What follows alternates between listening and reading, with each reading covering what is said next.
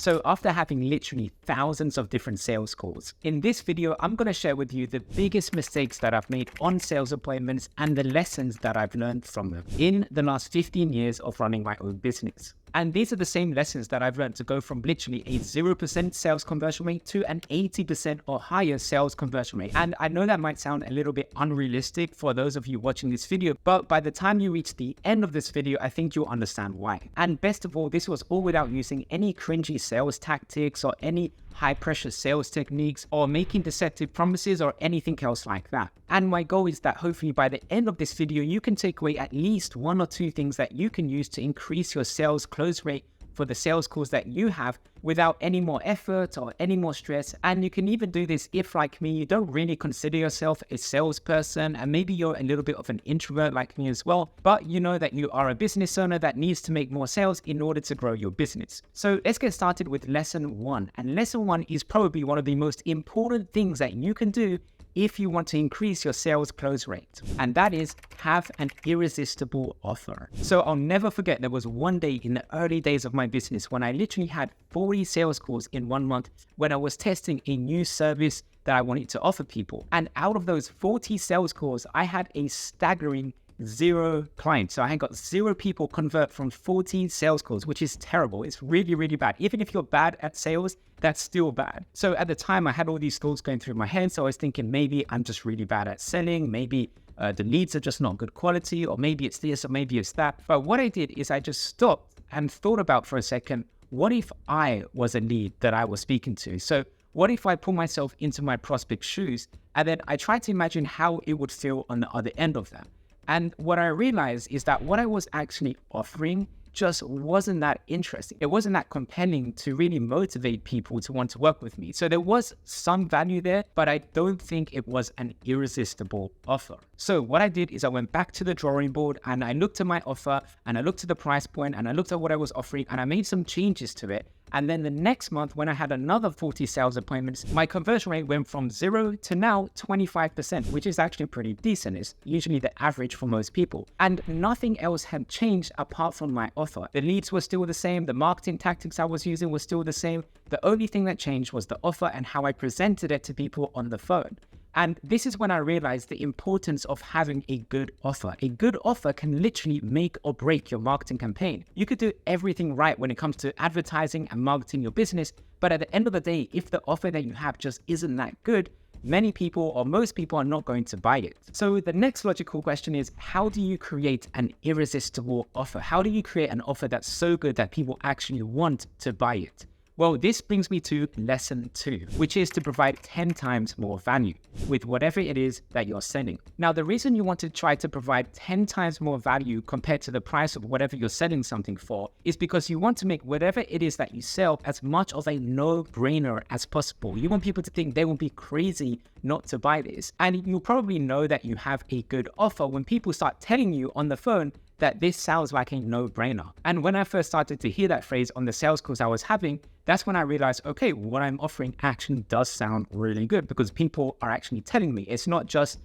my imagination or me thinking that I have a good offer. If you get feedback from your clients or potential clients saying that you do, then that's probably a good sign that your offer really is good. And then obviously assuming that on the back of that, your sales close rate also increases as well. And if you think about it, it does make sense because let's just imagine there was an airline that was selling first class tickets that would normally cost, I don't know, let's say $10,000. And they were selling those tickets for $1,000. So they're providing 10 times more value than what the price is. Now, do you think a lot of people would actually take them up on that offer? Now, what if the airline first class tickets was actually $20,000 or $30,000 and they were giving it away for $1,000? So now they're providing 20 times more value or 30 times more value. Can you see how much more appealing it is? The price is still the same, but how it's compared or what it's compared to, because there's so much value with what it's compared to, it makes the offer more appealing. And as a result, more people buy what it is that you're selling. So in your business, you want to see how can you stack up the value so that you provide 10 times or more value with what it is that you sell compared to what it's priced. So you can do this by using something called price anchoring, where you talk about what it is that you offer, and then you say, this is worth X amount, or this is worth X amount. And I have a video on my website where I actually do that. I go through what is the value of what it is that I'm actually offering in a real dollar amount. And then at the end of the video, I go through my price and I say that my price is really just a fraction of the value that they're actually getting.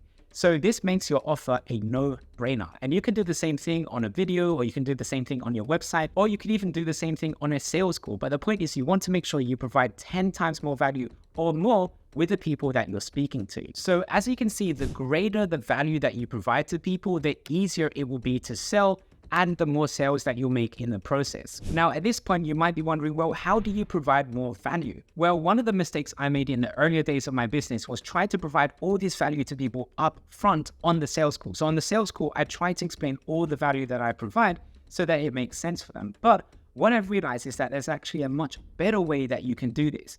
And this brings me on to the next lesson, which is frame the value up front. So what this basically means is you want to do as much of the selling as possible before the sales call. And hands down, the best way that I found you can do this is with a video sales letter. So this is a video that people would watch before the sales call. So for example, in my business, I help businesses get predictable sales appointments. I help them get more sales appointments with their ideal clients in a way that is automated, predictable, and profitable. So instead of just going onto a sales call with someone and explaining how I actually do that, I get people to watch a video first that explains how I do that step by step. So it goes through all the steps that I take, and it shows them this is how you can get this result. And if you just follow these steps, you'll be able to do that. But the key thing is that at the end of the video, I then give people the option to say, hey, you can try to do this on your own, or you could work with us and we can help you get faster results by either doing it for you or helping you do it. And then I just tell people, if you're interested in learning more about working with us to do this, then just click the link below the video to schedule a call. And on the call, we can go through how it all works in more detail and answer any other questions that you may have. So think about it. If you had a video like this in your business and people watched a video that explains how you can help people before the sales call, do you think you'd get better quality appointments or not? And the answer in most cases is yes. You're going to get better quality appointments with people that already understand what it is that you do, how it all works, and the value that you provide. And then on the sales call, really, they just maybe have a few questions that are more specific to them, or maybe they have questions that you didn't actually answer in the video, and then you can go through that on the call together. And that's why a lot of the time, the people that I speak to on the phone, by the time they actually speak to me, they're already 80% or more sold, which means it's just a very easy and relaxing sales call. You know, there's no high pressure sales tactics or anything like that, because they already know what it is that we do, and they schedule a call because they're actually interested in working together. So it is completely different to how a lot of other people are doing, where they generate a need, then they try to chase that need to get an appointment, and then when they're on the appointment, they're trying to convince them to buy from them, which in my opinion, because I've actually done that in the past, I just found that a way more difficult way to get a sale. And this way is just much easier because you only speak to people that are interested in learning more about working with you in the first place. And if you want to see what this video looks like and how you can do the same thing in your business, then just click the link in the description of this video to watch my free masterclass training, because that goes through how it all works step by step. And of course, you'll be able to see a real life example of my video so you can see how it works in action. The next lesson is to avoid speaking from a script. So in the past, when I was learning more about sales and how to be better at sales calls and things like that, I purchased a lot of sales training courses. And in some of those courses, they would give you a script, a sales script that you would need to follow. And from my experience, I found that if you stick to a script that just doesn't feel natural to you, it doesn't really feel like the way that you would speak or the way that you can say things, it can actually end up getting you worse results. And I think the reason for this is because it just doesn't sound genuine or authentic. And I think people can kind of sense that when you're on a call with them. So I don't know if you've ever been on a sales call yourself, and you can kind of tell when someone is reading from a script. And I've experienced that myself when I've been on a sales call with someone else. And it just doesn't feel very good. And if you haven't been on a sales call where that's happened with you, then maybe you have experienced a time when you've spoken to maybe a customer support agent or someone like that, and you can tell they're just reading from a script. You'll say something to them, and then they kind of, sort of ignore what you say, and then they just go off and read the script. I don't know, it just doesn't sound very natural when you do that. And I think subconsciously that brings up red flags in people's minds because they think, yeah, something about this just doesn't quite feel right. So instead of using a sales script where you kind of say what it is that you're going to say word for word, I found it's just much better to use a sales script guideline. So a sales script guideline, I found, allows you to get the advantages of a sales script where you have a proven formula to follow, but it doesn't kind of restrict you to only using what's on the script. So there's room for you to maybe, be more human with people when you actually speak with them, and there's room for variation. Now, I do think it is important to have some sort of guideline, so you're not just talking about anything and everything, and there's like some sort of process you should follow. But at the same time, I don't think it should be too rigid where there isn't room for adaptation. And maybe if someone talks about something to you on the phone and then you kind of ignore that because you need to stick to what the sales script says, and you go back to whatever it is that you need to speak about in the sales script, I think that can sometimes come across as just not very authentic. And at least in my experience, I found that when I got rid of the sales script and I just talked to people in a more conversational way and just kind of had a structure and guideline that I would follow, for me, at least it got me better conversion. So what kind of guidelines should you follow on a sales call? Well, this brings me to the next lesson, which is to ask key questions. So after doing literally thousands of different sales calls, naturally, what you find is that over the years, there are certain things you say or certain questions that you ask that get a positive reaction. So it's kind of like a feedback loop. You learn that if you say this, it can maybe cause you to lose the sale, but if you say that, it can cause you to win the sale. So as you do this again and again, you start to build up a feedback loop of what works and what doesn't work.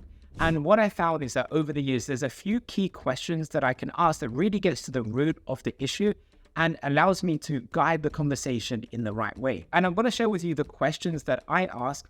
Just keep in mind, I don't know for a fact if these questions will work well for your business. You can always try it and see how it goes. But these are what I found work well for my business.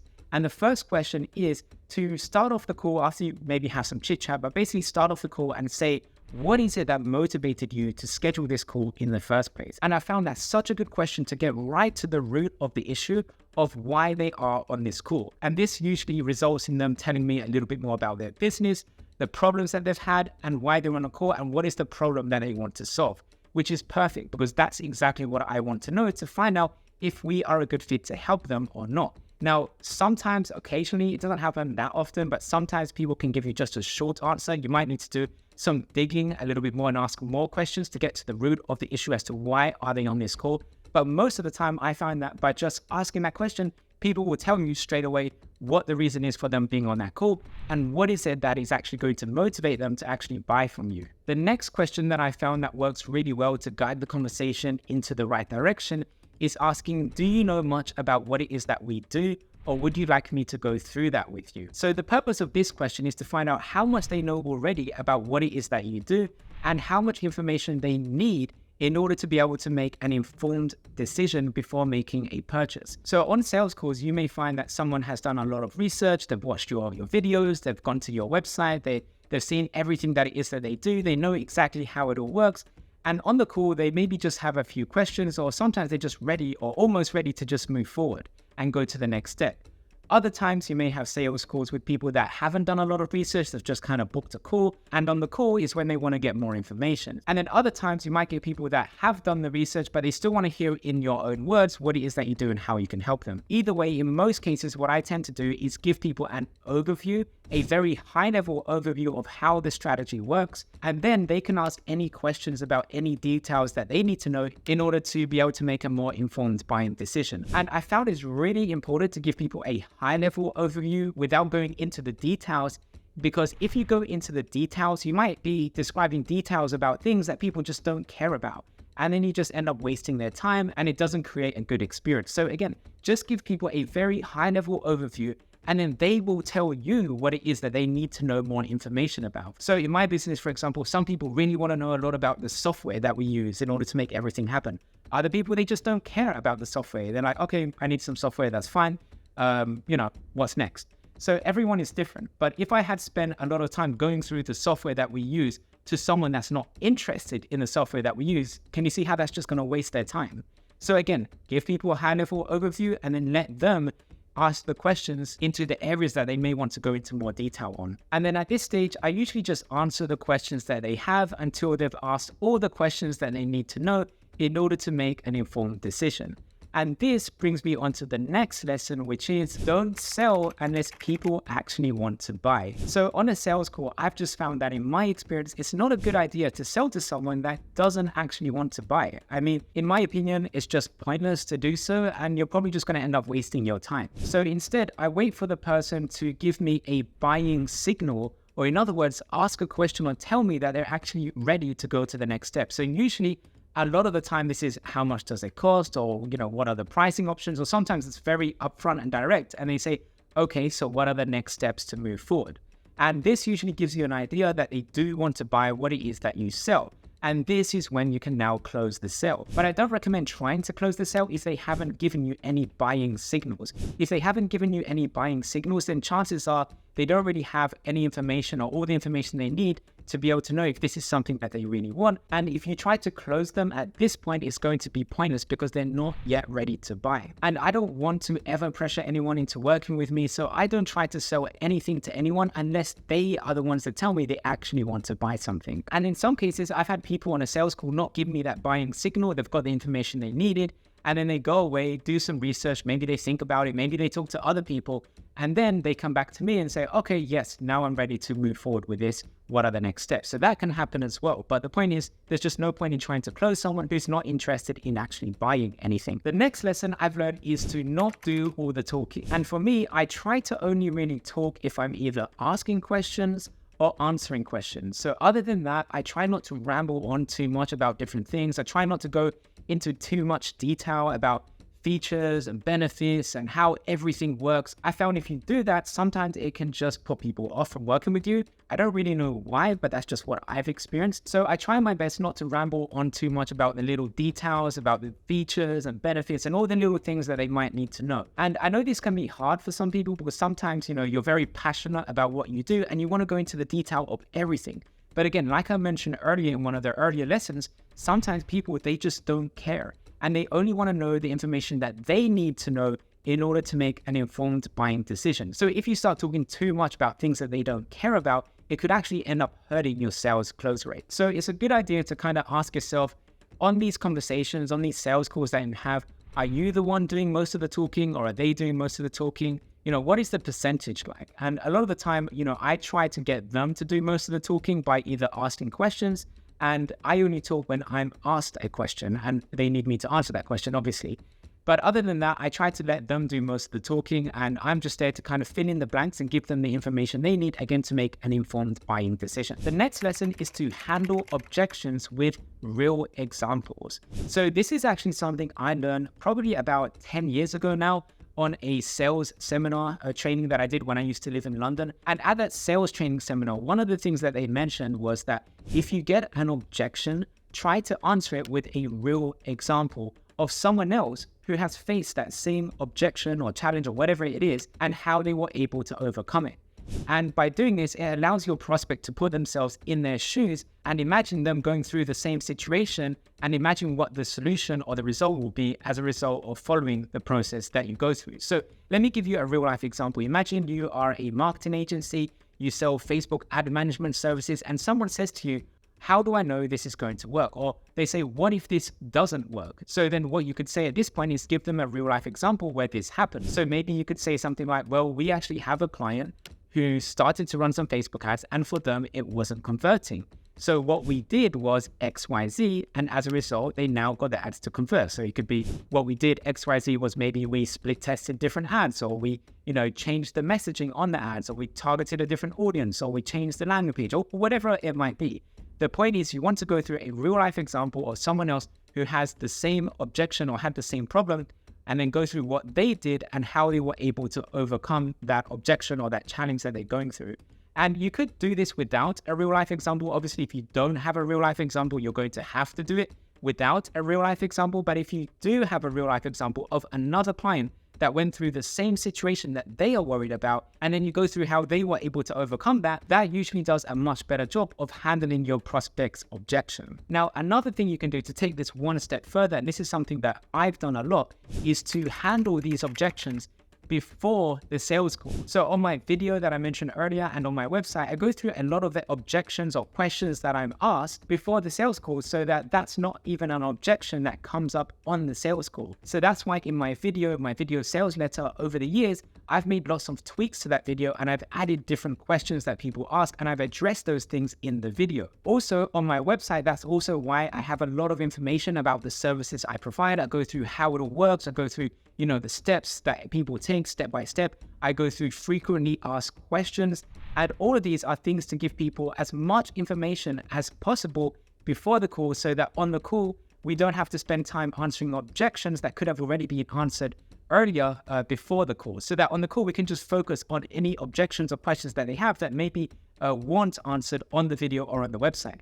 And by the way, as a tip, if you get the same objection or question asked again and again, it's probably a good idea to also answer that question somewhere either on your website or your video, so that in the future you don't get that same objection with someone else on the sales call. And by doing this, this is how you can increase your sales call quality, and as a result, it can also increase your sales call conversion rate. And speaking of things that you can tell people before the sales call, this also brings me on to the next lesson, which is to share proof before the call. So by proof, what I mean is that proof that you can actually get the result that people want. So if you're selling some sort of service, this usually means having client case studies, success stories, and other results that you can showcase. So I highly recommend having on your website a page dedicated to client results, or in other words, proof that you could do what it is that you say you do. Because at the end of the day, the reality is you could say anything you want. Anyone can say anything they want. But if other people verify that what you're saying is true, that builds up a lot more trust and increases the chances that people will want to work with you.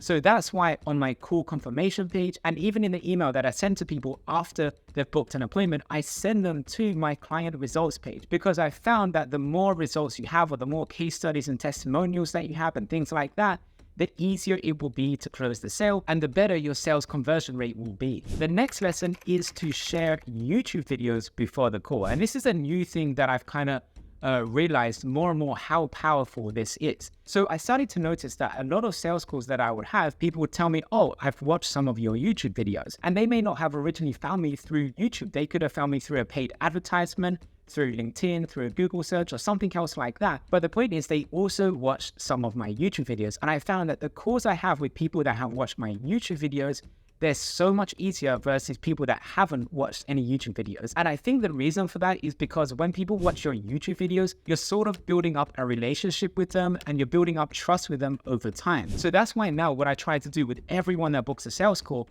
is that on my call confirmation page, the page that they go to after they've booked an appointment, I tell them to also watch some of my YouTube videos. And the reason for this is quite simply because I found the more videos and the more content someone consumes before the call, the easier the sales call will be and the higher the chances are that they will actually work with you.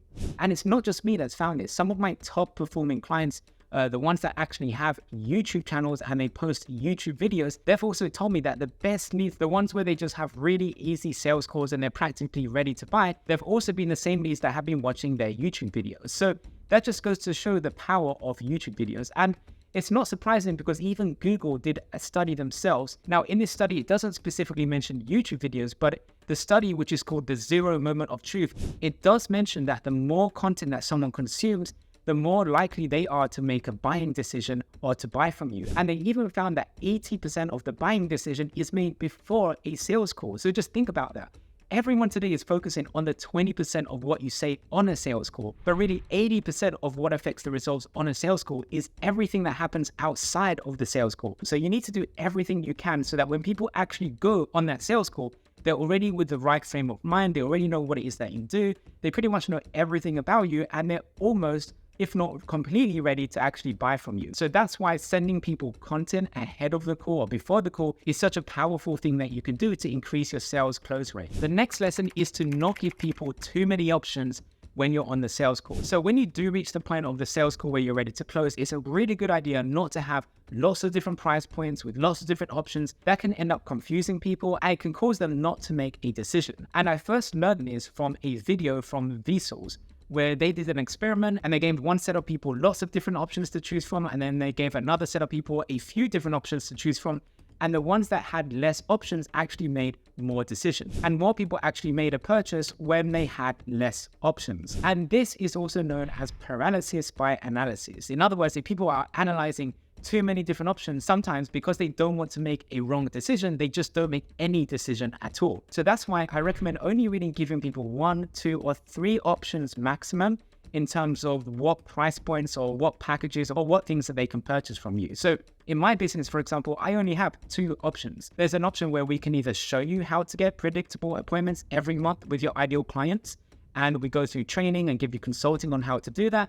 And then there's another option where we just do it all for you. There's a done for you option. Now, both options get exactly the same result. The only difference is time and money. So if they pay a little bit less, they'll have to spend more time doing it themselves. But if they pay a little bit more for the done for you option, they'll be able to spend less time on it because they're getting it done for them. But both options get the same result, and it's only really 2 choices. The choice is, do they want to do the work themselves, spend less money and more time, or would they rather spend more money and save time? And everyone is different, which is why I do have those 2 price points, because there are some people that will just go with the done for you option, and there's some people that will just go with the consulting option. So that's why I have those 2 options, but I don't have 5 or 10 different options. Now, there was one stage in my business when I did have lots of different packages and add-ons and things like that. It was just so confusing, and I'm really happy that I got rid of it. And now with the simplified pricing, with just 2 pricing options, it just makes it so much easier for people to make a decision. And I also recommend the same thing in your business. Just give people 1, 2, or 3 options with what they can do. And if possible, try to suggest to them what option you would recommend based on the information that they give you on the sales call. And that, again, will make the decision easier for them as well. And this also brings me to my next lesson, which is to talk about pricing upfront. Now, a lot of people will disagree with this. They will say, never mention pricing upfront. You should only talk about pricing after you've given them all the value and you go through all the value on the sales call. And then at the end of the sales call, this is when you now talk about pricing. And in the earlier days of my business, this is what I would do. I wouldn't talk about pricing at all. I would go through all the value, and then I'd reach the end of the call, and this is where I'd go through the pricing. But in my experience, I've just found that it's just so much better in terms of the quality of the calls that you get when you tell people the pricing up front. On top of that, a lot of people want to know the pricing before a sales call. They don't want to go on a call with you if they don't know the pricing. So sometimes you can also end up missing out on appointments with people because they couldn't find the pricing up front. And finally, the other thing to keep in mind is, do you really want to have sales calls with people that cannot afford your services or that don't want to pay whatever your services cost? And for me, the answer is no. I don't really want to have a sales call with someone that can't afford my services. So that's why I would rather them just know the pricing up front. And then if they're comfortable with that, then great, they can move forward. And then if they're not comfortable with that, then they don't schedule a call in the first place. So all of those reasons are why I have a pricing page on my website. And I actually talk about pricing up front.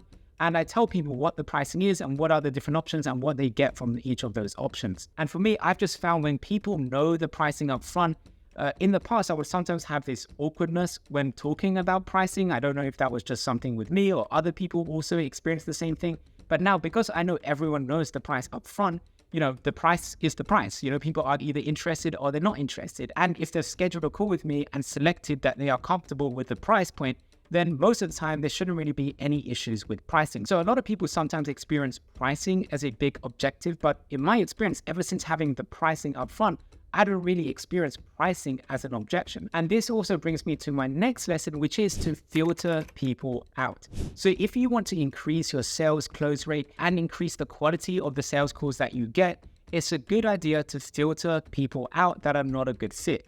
And the reason for this is that as you start to have more and more sales calls, you'll start to notice that you have conversations with people that are not a good fit. And a lot of the time, you may just end up wasting your time speaking to people that are not a good fit. So it would make a lot more sense if you could filter out a lot of the people that are not a good fit, if you could filter them out before the sales call so that you only speak to people that are a good fit, that are not just, tire kickers or just wasting your time or anything like that. And you can do that in a variety of different ways. The first way is by having a video that I mentioned earlier that can filter out a lot of people that are not a good fit. The other way you could do it is with an application form. So on the application form, you can pre-qualify people and make sure, again, that they're a good fit. And then also you could do this by the content that you have on your website. So on your website, you could actually say who you're a good fit for. and who you're not a good fit for. And again, the more that you do this, the better the sales call quality will be. And this and all of the other lessons I've gone through just now are what I've done in order to be able to get 80 or 90% or more sales close rates in some months. And I know that sounds crazy, but if you think about it, if you have all of these filters and if you only have sales calls with people that know what you do, they know how much it costs, and they already trust you, then ask yourself, if someone books a call and they've gone through all of those hoops to actually schedule an appointment with you, don't you think that the call is going to be with someone that is practically almost ready to buy anyway? And that's why I think it's such a good idea to have all those filters and all that content up front so that you can increase your sales call quality. Now, the reason I don't think it's 100%, so I've never had like 100% sales close rate, is because sometimes, unfortunately, you still get people who do schedule a call and they're not a good fit. So for example, they might not watch the video and they'll just lie on the application form. They'll say they have the budget when they don't, and then they'll schedule a call. Now, fortunately, this is very rare when it happens, but it does happen. And I haven't, at least at the time of recording this video, I haven't found a way to completely filter those people out. If you have any ideas, feel free to let me know in the comment. But as of right now, sometimes people can do that. They can lie on the application form and they can, pretend to be a good fit when they're not. And a lot of the time when I've had that happen to me, I've usually found it's because they're just trying to fish for more information and get some more free information about how it works. But fortunately, this doesn't happen most of the time. Most of the time, the people that you do speak to, they do watch the video, they do, fill out the application form truthfully, and they do go through all of the filters that you put together, and they schedule a call because they are genuinely interested in working with you. So for the most part, most of the calls that you have should be really good quality, and the sales close rate should be very high. And by the way, just because they don't buy right away doesn't mean they won't buy in the future. And this brings me on to the next lesson, which is to have an automated follow-up process. Now, I definitely don't recommend following up with people all the time manually. It's very time consuming. It can sometimes be annoying to people. And quite frankly, you don't need to do it. Instead, I recommend having an automated email sequence that nurtures your leads. Even people that have booked an appointment with you, it continues to nurture them and provide them with more value so that whenever they are ready to work with you, they can then move forward and go to the next step of your sales process. And it's very important to keep in mind that just because someone doesn't buy on the sales call, it doesn't mean that they're not going to buy at some point in the future. And I know there's a lot of salespeople that teach things like doing a one-call close, where you just close someone in the first sales call, and you do this by giving them like a special offer, which they have to accept on the call. And then if they don't buy this special offer on the call, the price is going to go up. I don't do any of that stuff. Now, there are some other ways that I include scarcity in my sales process, but I don't do it on the call. On the call, I want them to be able to feel comfortable, and I want them to work with me whenever they feel comfortable in making that decision. So I want to give them all the information they need to be able to make an informed decision, and then it's up to them to make that decision. I never try to pressure anyone into buying something. I just don't like doing business that way. But there's also one very important reason why I am so comfortable with doing that, and that is because of something called lead flow.